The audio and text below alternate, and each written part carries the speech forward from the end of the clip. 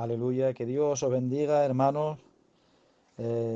Para mí es un privilegio poder predicar a vosotros, a esta iglesia. Eh, Pepe me decía muchas veces, mi sobrino, tío, a ver cuándo vienes a Barcelona y nos predicas.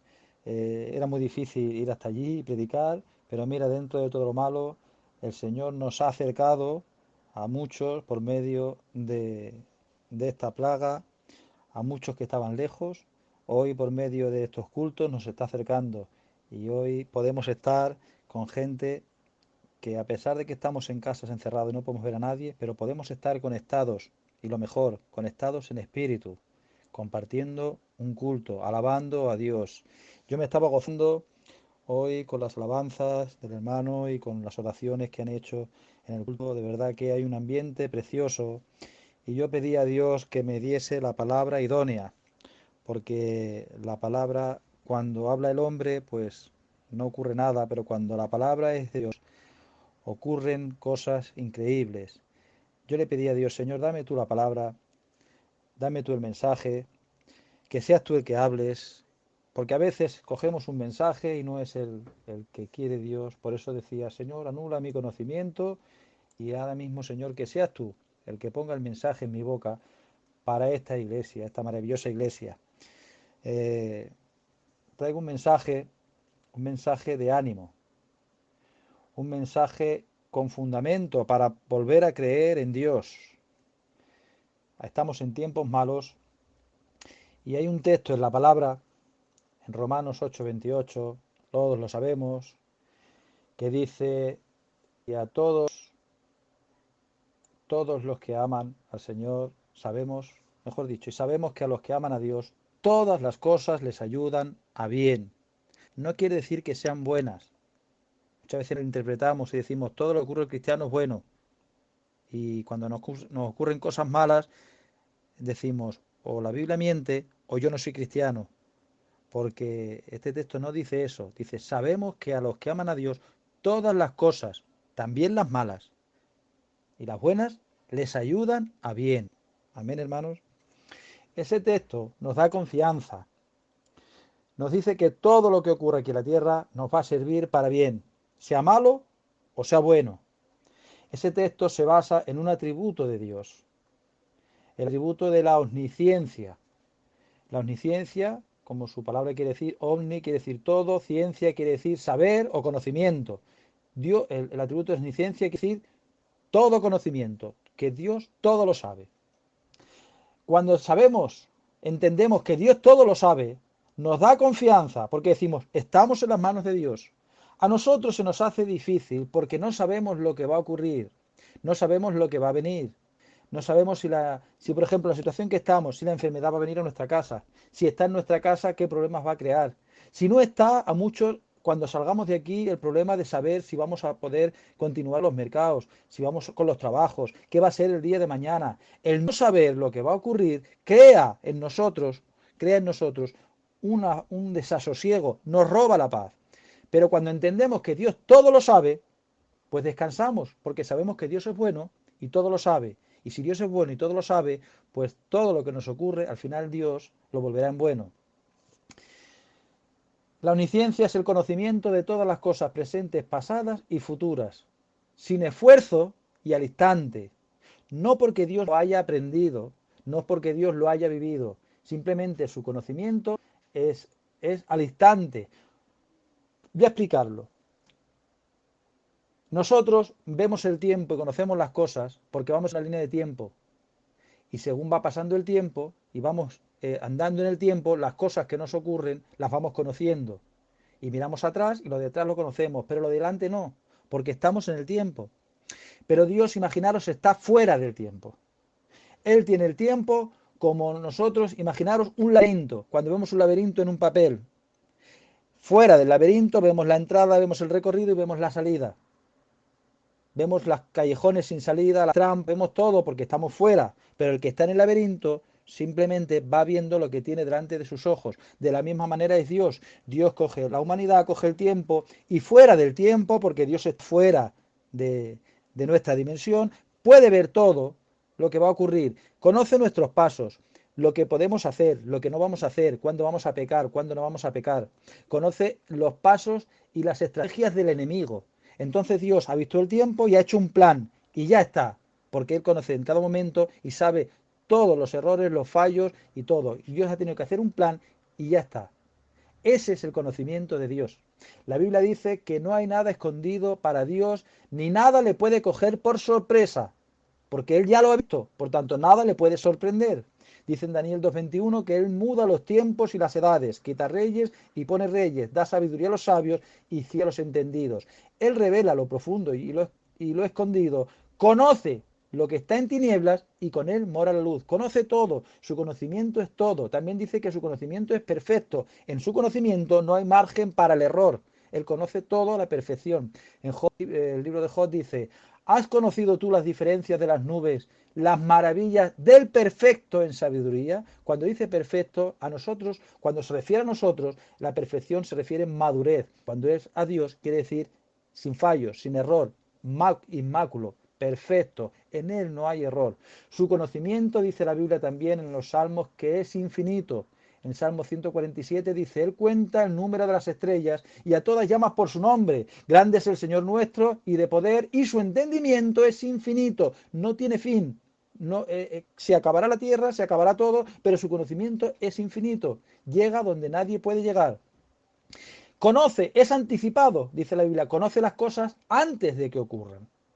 Dice el Salmo 139, versículo 4: Pues aún no está la palabra en mi lengua, he aquí, oh Jehová, tú las sabes todas. Jehová sabe todas las cosas, Dios conoce todas las cosas antes que ocurran. Y Él es el único que tiene ese atributo. Ni Satanás, ni ningún ángel, ni ningún hombre, ni nada puede tener ese atributo. Isaías 40:28 dice: ¿no has sabido tú, no has oído que el Dios eterno es Jehová, el cual creó los confines de la tierra, no desfallece ni se fatiga con cansancio, y su entendimiento no hay quien lo alcance? Porque solo Él, el Dios Todopoderoso, es el único que tiene ese atributo, el atributo de la omnisciencia. Entonces nosotros descansamos en ese atributo. Yo no puedo, yo no lo veo, pero Dios lo sabe. Dios es bueno y sabemos que Dios va a obrar para bien. La Biblia dice que ni uno de nuestros cabellos caerá, porque todos están contados, dice la Biblia. Pero ahora, hermanos, ese atributo que nos da tanta confianza, al mismo tiempo es el que nos crea dudas. Porque si decimos, si Dios lo sabe todo, antes de que ocurra, ¿por qué ocurren las cosas? Si Dios sabe que voy a sufrir, ¿por qué no hace algo para que estas cosas no ocurran? Porque en teoría entendemos eso, sí, por fe, pero en la práctica nos hacemos muchas preguntas. Si todos los cabellos de nuestra cabeza están contados, hermanos, y yo veo que hay muchos que nos estamos quedando calvos ya. Sí, parece que el Señor lo sabe, pero saberlo ya está. Incluso a veces nos da la impresión que Dios, que es el diablo, el que más sabe, que Dios hace muchos planes y continuamente el diablo está rompiendo los planes de Dios y Dios tiene que volver a hacer otro plan y vuelve el diablo a romperlo, y vemos la Biblia como Dios coge a un hombre y el diablo derrumba a ese hombre, y vemos como Dios tiene un plan y el diablo rompe en plan. Y si es omnisciente, ¿por qué? Si a Dios no le puede coger por sorpresa, si en teoría y según la Biblia, si Dios hace un plan y ese plan tiene que salir perfecto, ¿cómo es que nos da la impresión de que en el plan de salvación, por ejemplo, Dios hace un plan, el diablo lo rompe, vuelve a coger a otro hombre, le hace pecar a otro, así, y parece que Dios se las tiene que rebuscar, que lo que tiene Dios sí son muchos recursos, pero parece que no es omnisciente? Nos da la impresión de que Dios tiene las manos atadas y el diablo es el que hace y deshace, y el que rompe el plan de Dios una y otra vez.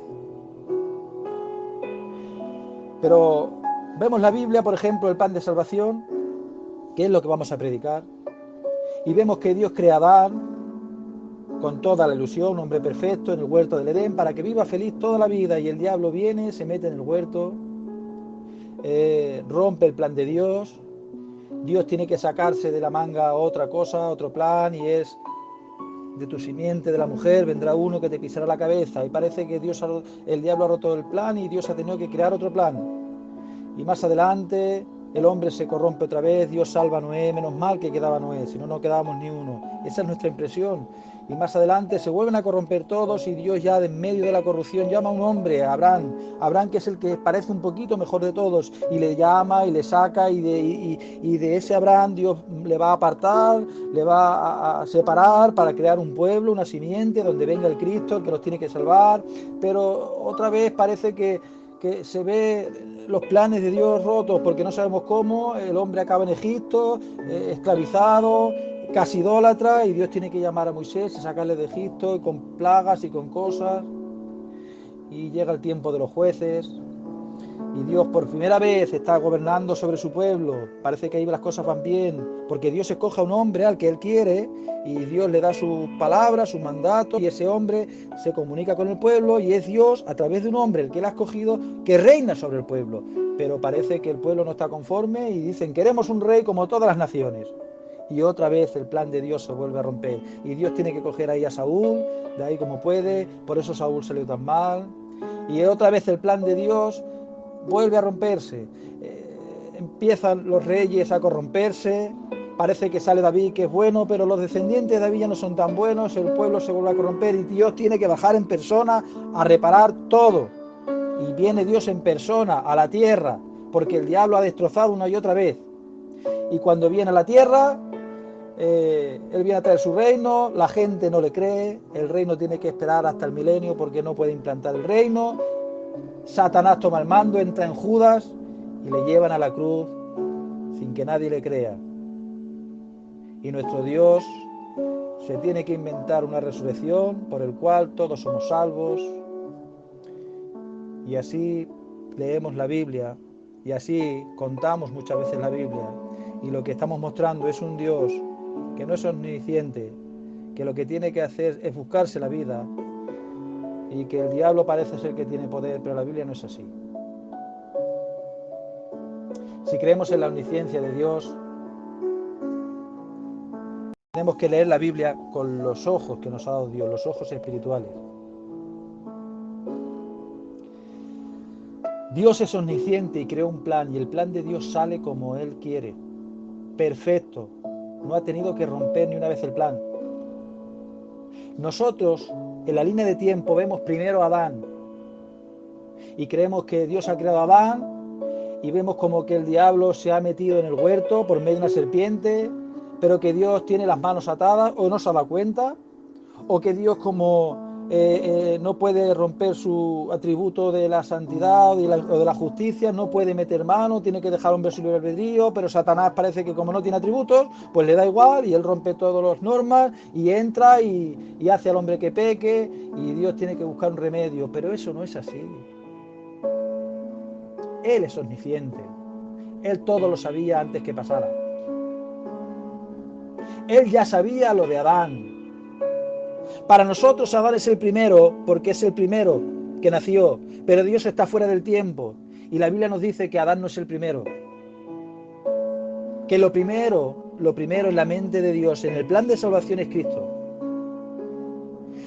Antes que nada hubiese todavía, ya Cristo estaba en el plan de Dios.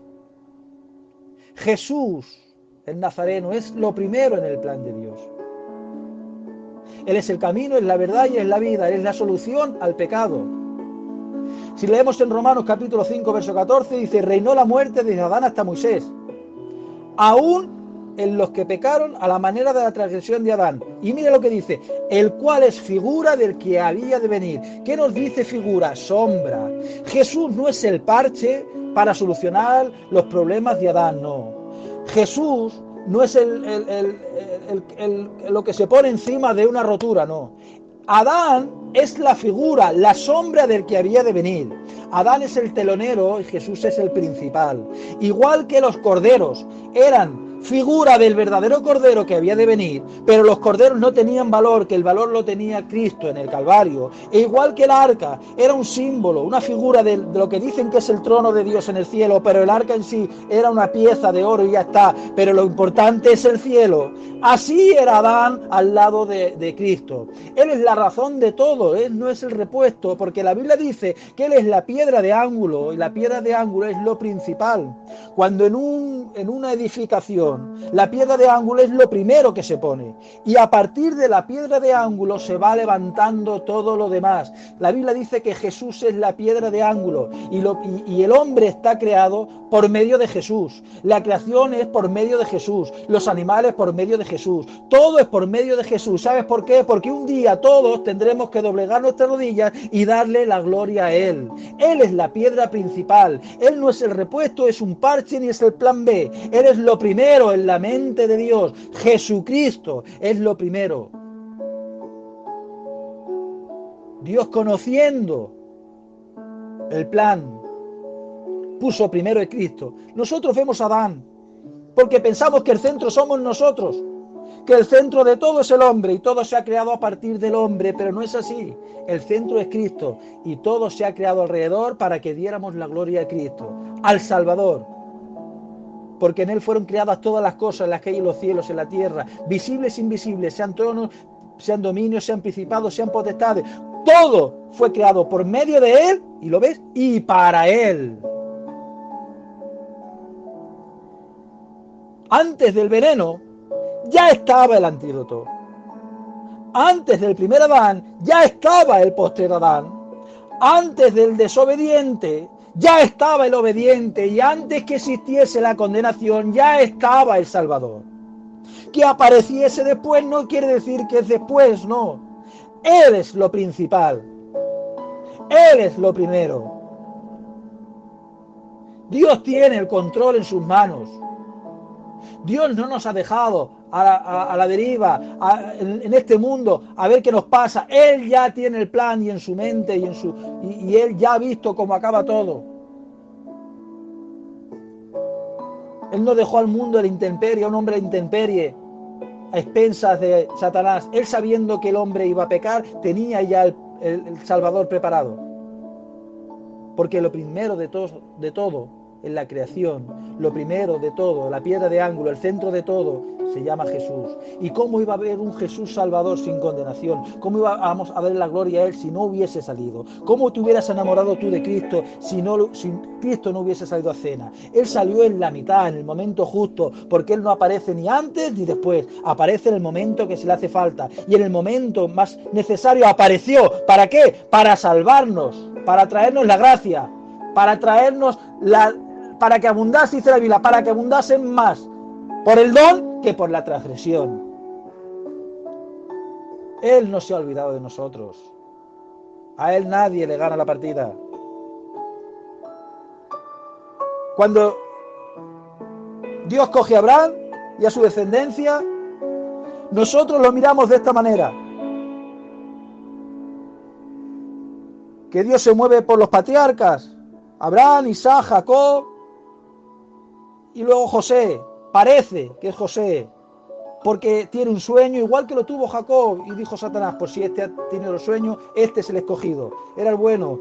Y parece que Satanás va donde sus hermanos, los envuelve, los incita al pecado, y Dios no puede hacer nada, y le meten en una cisterna, y parece que Dios está ahí protegiéndole, sí, y luego la mujer de Potifar intenta corromperle. Menos mal que José no se corrompió y Dios estaba ahí, y en la cárcel, y al final acaban presos en Egipto, esclavizados, y Dios tiene que sacar otro plan, que son las plagas, pero eso no es así.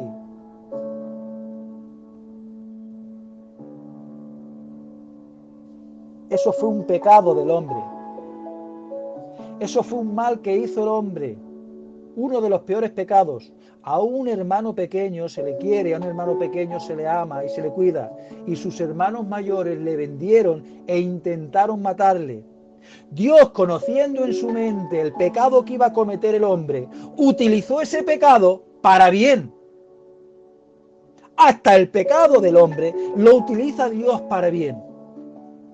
No me lo invento, hermanos. Dice la Biblia, Génesis 50:20, vosotros, hablando José su hermano, pensasteis mal contra mí, mas Dios lo encaminó a bien, para hacer lo que vemos hoy, para mantener en vida a mucho pueblo. Este texto es muy fuerte, hermano. Dios utilizó el pecado de un hombre. Por su libre albedrío, el hombre iba a pecar y utilizó ese pecado para salvar la vida de muchos. ¿Sabes por qué? Porque antes que ocurriera, Dios ya lo sabía. Porque a Dios no se le rompieron los planes. Y José lo sabía. Dice, ahora pues no os entristezcáis, ni os pese haberme vendido acá, porque para preservación de vida me envió Dios delante de vosotros. Estaba diciendo, lo que vosotros pensabais que estabais haciendo mal, Dios ya lo sabía y lo ha convertido en bien, porque en la mente de Dios conocía lo que estaba pasando. Y como Dios lo sabe y no le cogió por sorpresa, lo utilizó para bien de su pueblo. ¿Entendéis, hermanos?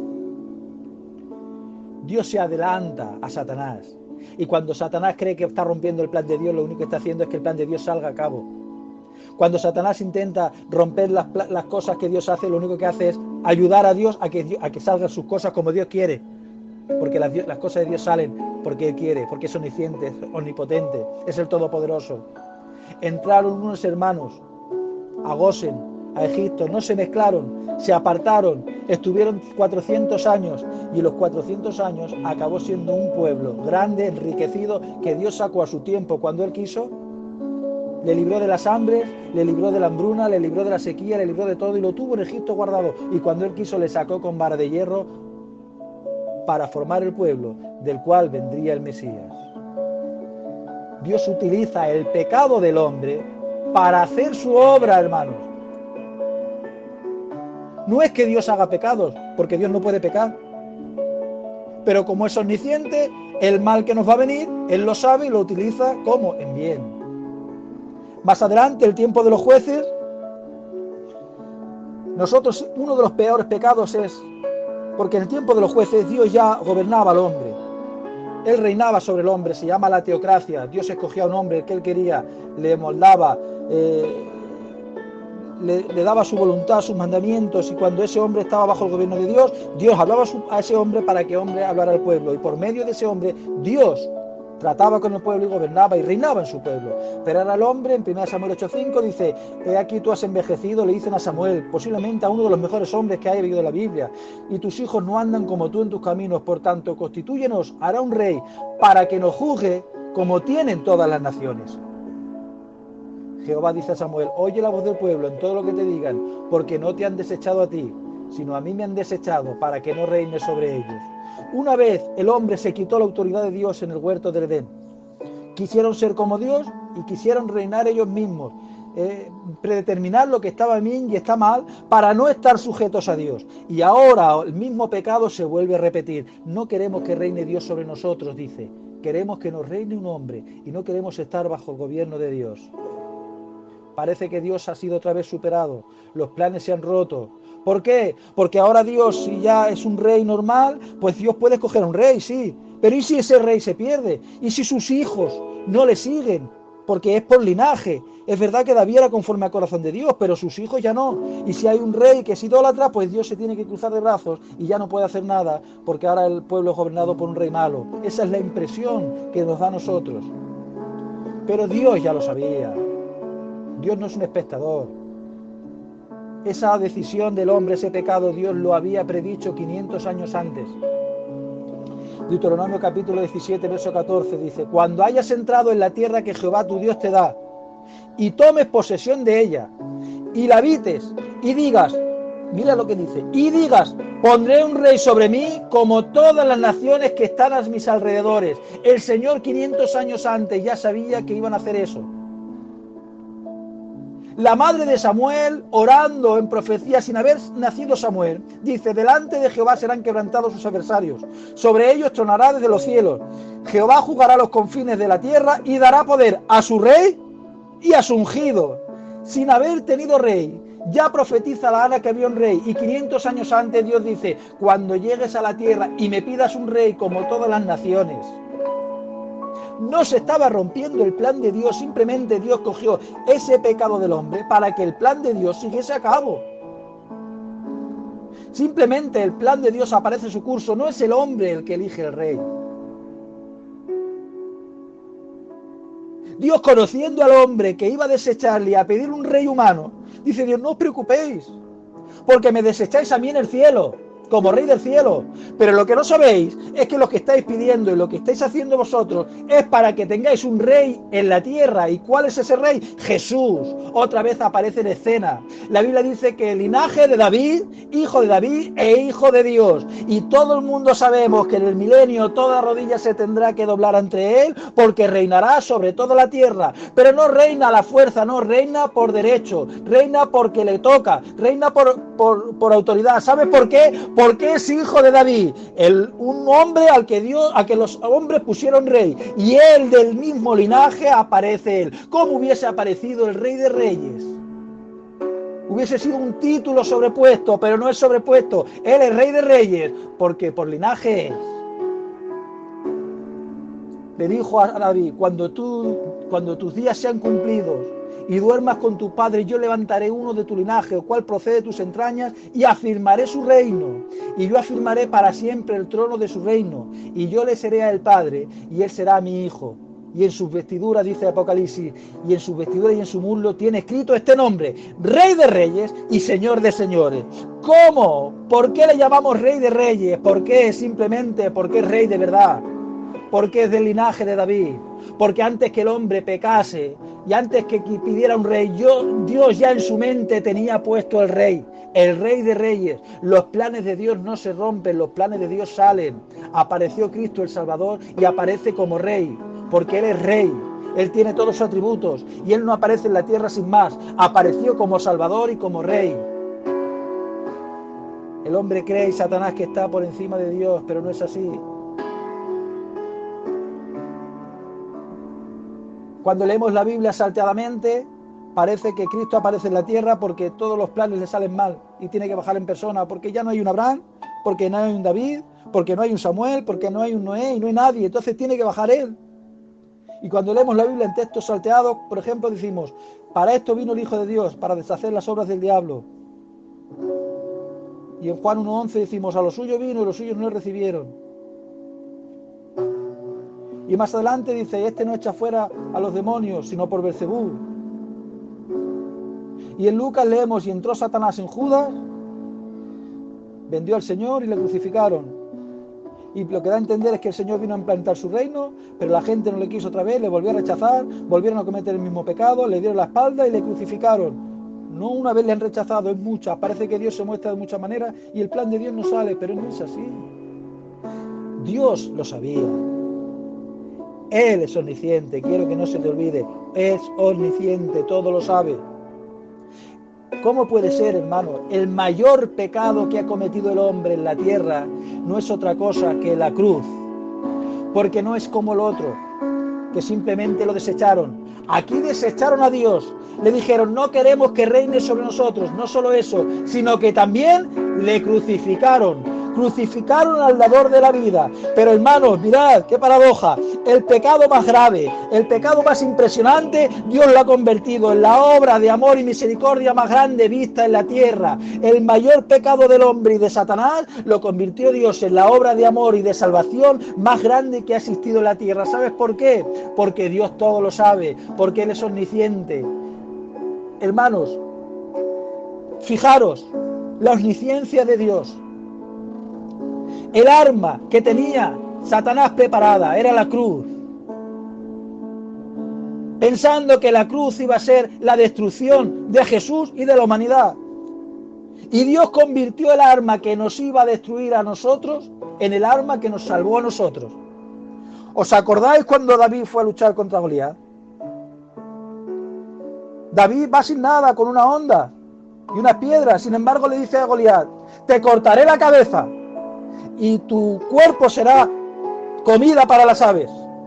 Te cortaré la cabeza. Si no tenía espada, pero por medio de la revelación, La espada de Goliat, que era la preparada para matar a David, Dios le reveló: ese arma que va en contra de ti es el arma que te va a salvar y te va a dar la victoria. ¿Sabes qué nos dice Dios? Dios nos dice que todo lo sabe, y lo que tú crees que te va a destruir, Dios lo va a retornar para darte la victoria. Lo que tú crees que te va a hundir, la enfermedad, el momento, la aflicción, eso que tú crees que va a acabar contigo, no solo no va a acabar, no, sino que eso va a ser lo que te dé fuerza, lo que te dé la victoria, porque el arma que se está forjando el enemigo contra ti es el arma que te va a dar Dios para darte la madurez, la salvación y la vida eterna.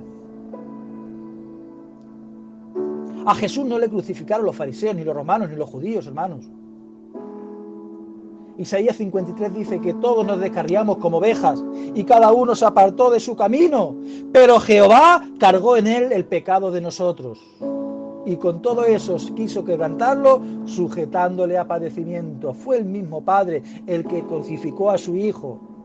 Porque conociendo la maldad del hombre, Dios utilizó el pecado del hombre para convertirlo en un bien.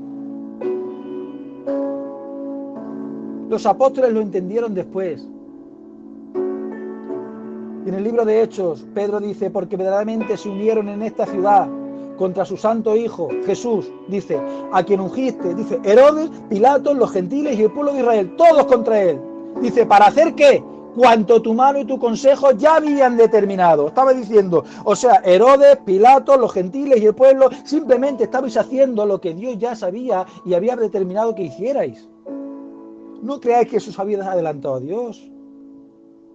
Cuando el diablo venga a decirte algo, dile: no creas que te adelantas a mi Dios, que Dios conoce ya cuándo vas a venir, que Dios sabe el momento que vas a tentarme, que Dios sabe las armas que vas a utilizar. A todos los que aman a Dios, todas las cosas les ayudan a bien. Pedro más adelante, al final de su vida, dice: sino con la preciosa sangre de Cristo, como de un cordero sin mancha y sin contaminación, dice, ya destinado desde antes de la fundación del mundo, ¿lo ves? Pero manifestado en los posteros tiempos por amor a vosotros. Cristo estaba desde el principio de todo y fue manifestado después por amor a nosotros. Dios tiene todo bajo control. Él sabe de tu aflicción. Tú simplemente debes confiar en la omnisciencia de Dios. Y me dirás: sí, Juan, pero si Dios todo lo sabe, me has contado el plan de salvación, estamos de acuerdo que no son muchos planes, que es uno, que a veces lo predicamos mal, porque queda bonito, o simplemente porque la gente lo entienda, pero te estoy hablando del día de hoy. Si Dios sabe todo, ¿por qué estoy sufriendo? O peor, ¿por qué muere gente? Mira, hermanos, el plan de Dios no se puede desgranar al 100% la mente de Dios, porque la mente de Dios, lo que conocemos de Dios es una gota del océano que es Dios, hermanos.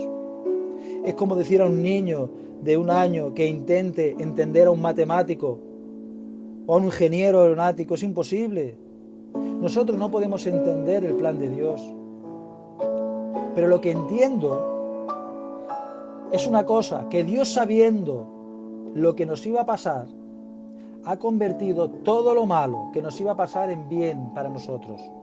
Y mira, hermano, es fuerte, pero incluso la enfermedad, el sufrimiento y la muerte, Dios lo ha transformado en el cristiano para bien.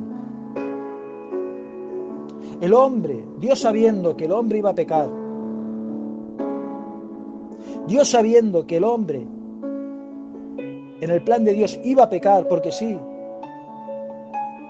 y lo que le iba a acarrear al hombre era muerte y dolor.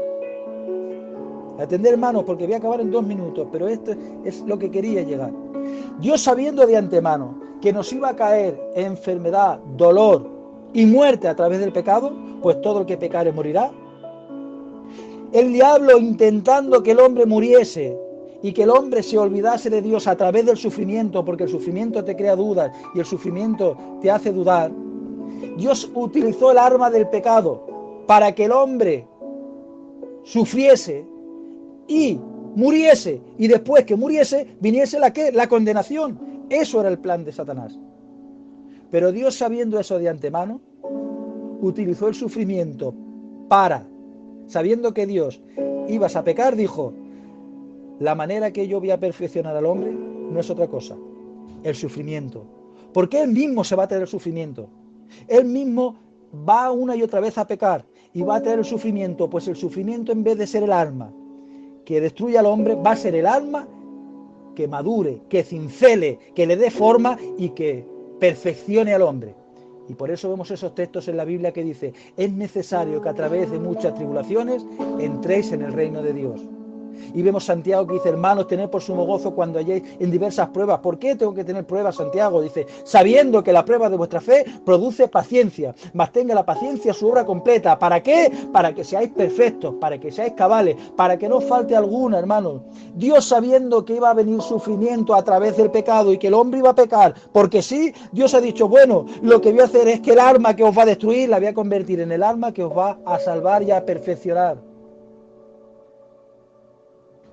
Porque esta leve tribulación momentánea produce en nosotros un cada vez más excelente peso de gloria. Lo que crees, hermano, que te está destruyendo, lo que tú crees que va a acabar contigo,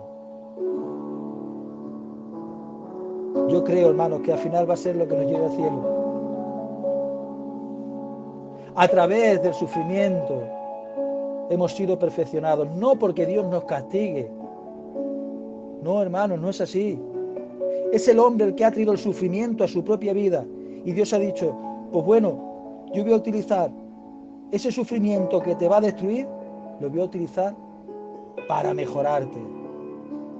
Y a través del sufrimiento alcanzarás la perfección y podrás estar conmigo una eternidad en el reino de los cielos. ¿Y la muerte? La muerte, que era el paso a la condenación. En el plan de Satanás, la muerte, moríamos condenados y al infierno, pero la Biblia dice, a los que aman a Dios no, a los que aman a Dios todas las cosas les ayudan a bien, la muerte también, porque dice Pablo, para mí el morir es ganancia, porque la muerte no ha pasado de ser el lugar de esta vida, la condenación, ha pasado a ser la llave que nos da la salvación. Porque, hermanos, la muerte es la llave que abre la puerta para entrar en el reino de los cielos. Es verdad que somos salvos, pero cobraremos esa salvación hasta que no moramos. Por tanto, la muerte se convirtió en victoria. Dice la Biblia en 1 Corintios, y cuando sea esto corruptible, se haya vestido de incorrupción, y esto mortal se haya vestido de inmortalidad, entonces se cumplirá, ¿lo ves? Entonces se cumplirá la palabra escrita, sorbida en la muerte en victoria. La muerte para el cristiano se convierte en victoria. Lo que el diablo pensaba que era una derrota, Dios lo ha convertido en victoria. Y dice, ¿dónde está, oh muerte, tu aguijón? ¿Dónde, oh sepulcro, tu victoria? Más gracias sean dadas a Dios, que nos da la victoria.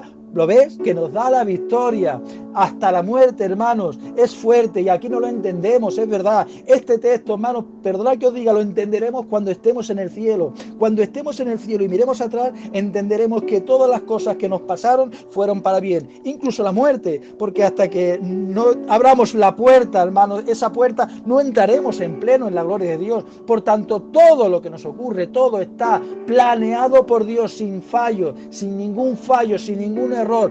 Todo para que todo te vaya para bien. No temas, no te vengas abajo, no creas que Dios se ha olvidado de ti. El plan de Dios sigue tal y como al principio, como el primer día cuando Dios dijo sea la luz, el mismo plan sigue su camino. Simplemente hay cosas que no entendemos, pero lo que sí entiendo es que las cosas que iban a ser malas para mí, Dios las ha transformado en bien, que incluso hasta los pecados de los hombres los ha transformado Dios en bienes.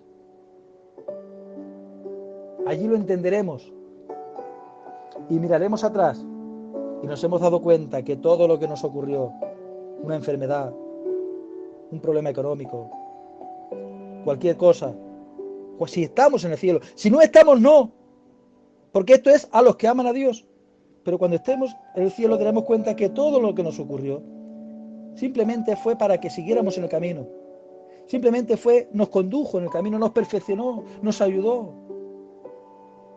¿Os acordáis de Pablo? Pablo dijo, tengo un aguijón en mi carne. Es un emisario de Satanás. ¿Era de Dios? No, era de Satanás. Y le he pedido a Dios que me lo quite 3 veces y Dios me ha dicho, bástate mi gracia. Pero es que Pablo dice, tengo un aguijón en mi carne. a causa de mis visiones, para que no me enaltezca. Cuando Pablo esté en el cielo, Pablo irá donde el Señor y lo primero que le dirá, creo yo, lo primero que le habrá dicho el Señor, le dirá: Señor, gracias, porque no lo entendía, pero no me quitaste ese aguijón, porque gracias al aguijón no me enaltecí, y gracias a ese aguijón estoy aquí en el cielo. Todo lo que hace Dios es en base al amor por nosotros.